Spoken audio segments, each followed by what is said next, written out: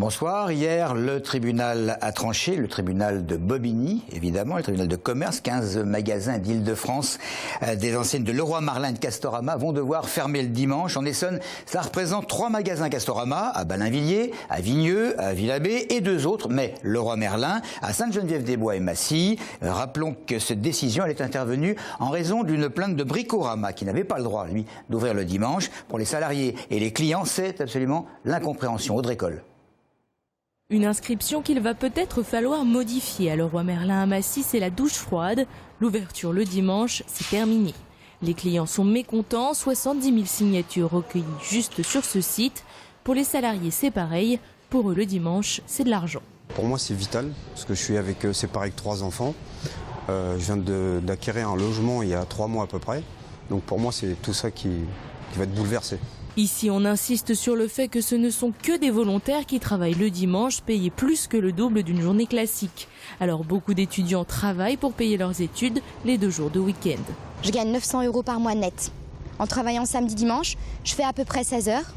Donc vous voyez, j'ai travaillé en boulangerie avant de venir travailler chez Leroy Merlin. Je faisais des horaires, je faisais 7h30 du matin, à peu près 15h30, 16h. Je gagnais 429 €. On a vraiment une équipe volontaire, on a des étudiants qui veulent travailler, on a des clients qui veulent venir acheter. Aujourd'hui, on a un nombre de pétitions considérable, donc ça montre bien qu'il y a, voilà, nous on est là pour bosser, les clients sont là pour venir acheter. Enfin, on voit pas où est le problème en fait. Chez Castorama, même son de cloche, même si la communication est plus discrète. La fermeture le dimanche, c'est du travail en moins et un risque de suppression de postes. Mais pour l'équité, le tribunal a tranché. Les magasins de bricolage devront être fermés le dimanche pour respecter la loi, selon le juge en charge du dossier. Passons aux diplômés 2013 de la faculté des métiers de l'Essonne. Ils sont à l'honneur aujourd'hui et nous allons rejoindre en direct Maxime Lemaine. Maxime Lemaine qui devrait se trouver sur le site d'Evry, bien sûr, de ce super centre de formation. Et il devrait y avoir du monde, Maxime. Et tout à fait Patrice, beaucoup de monde, beaucoup d'émotions, autant chez les élèves que chez les formateurs. On ressent une véritable fierté chez toutes ces personnes qui reçoivent leur diplôme aujourd'hui. Alors il y a environ 1000 élèves qui ont de 18 à 25 ans, ça va du CAP au Bac+3. Il y a 8 filières parmi lesquelles, vous le savez, les filières de la bouche, de l'automobile, de la coiffure. Et comment dire, parmi les parrains, on retrouve notamment Thierry Marx qui tout à l'heure a tenu à parler de positivité par rapport à ses élèves. Selon lui, la professionnalisation, c'est vraiment l'avenir pour l'emploi en France. Francis Choix l'a rappelé également, 80% des élèves qui sortent diplômés trouvent du travail directement après avoir obtenu leur diplôme. 20% poursuivent des études, c'est énorme. Et puis un petit clin d'œil pour Télésonne, puisqu'on a eu droit à un best-of de Sa chauffe en cuisine, que vous connaissez bien, Patrice. Donc voilà, on souhaite bonne chance à tous ces élèves qui sortent de la faculté des métiers d'Evry cette année.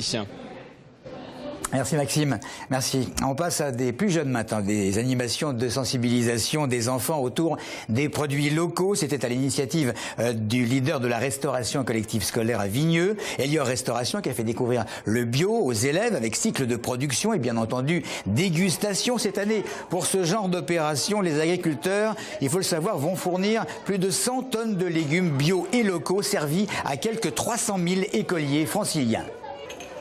En fait, les enfants, la plupart du temps, ne savent pas comment ça pousse, tout bêtement. C'est-à-dire que quand je présente une carotte, ils savent pas à quoi ça ressemble. Ils la voient râpée, ils la voient en rondelles, ils la voient dans leurs assiettes. Mais comment elle pousse, à quoi elle ressemble au départ, ils n'en savent rien. Et le fait de découvrir va en fait les inciter à comprendre l'intérêt de ce qu'ils sont en train de manger, de ce que ça veut dire que l'acte de manger, de se nourrir mieux, etc. Depuis maintenant 2 minutes tout juste à 18h précise, et à travers toute l'Europe, des centres de recherche ont ouvert leurs portes au grand public à l'occasion de la Nuit des chercheurs. Cette année encore, Polytechnique y participe, mais pour cette école mondialement connue, pas question de se limiter à une seule nuit. Toute la journée, 1000 enfants de l'Essonne, de la primaire au lycée, ont pu assister à un certain nombre d'ateliers animés par des intervenants et des étudiants de l'établissement.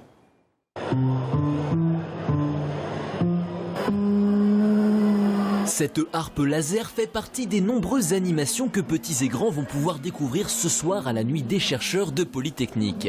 C'est drôle parce que tu mets ta main et ça fait des sons.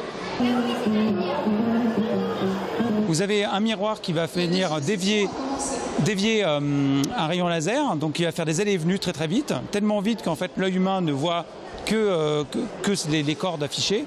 Et lorsque vous allez mettre la main devant le rayon laser, vous avez un capteur qui va détecter votre écho, l'écho de la lumière sur votre main, et va venir calculer la position de la corde et envoyer l'instruction MIDI au synthétiseur qui se trouve derrière.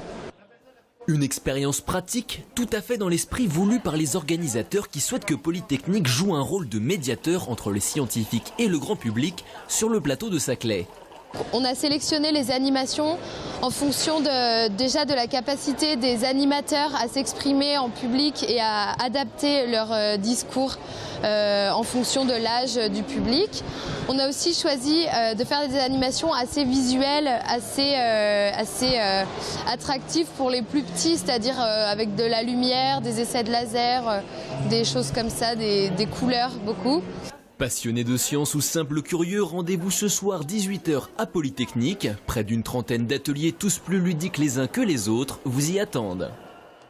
On termine avec le sport en commençant par le ballon ovale. 3 victoires, 3 rencontres, c'est le bilan du RC Massy-Essonnes en Fédéral 1. Les joueurs de l'Ivénien vont recevoir la formation de Bobigny demain pour le derby francilien de ce championnat. Les Massicois sont en train de poursuivre leur belle série de succès bonifiés pour conserver la tête de la poule. Coup d'envoi du match à 18h30. Autre des derby francilien important du week-end, le match qui va poser en pro D2 de handball l'équipe de Massy à Poton-Combo. 2 équipes qui ont des ambitions cette saison en championnat. Enfin en basket, l'équipe de Palaiseau qui va recevoir demain à 20h l'équipe de Bourges pour un match important du championnat de National 2 féminine. C'est le meilleur club essonnien, vous le savez, de basket chez les filles. C'est tout pour l'info. Merci de votre fidélité.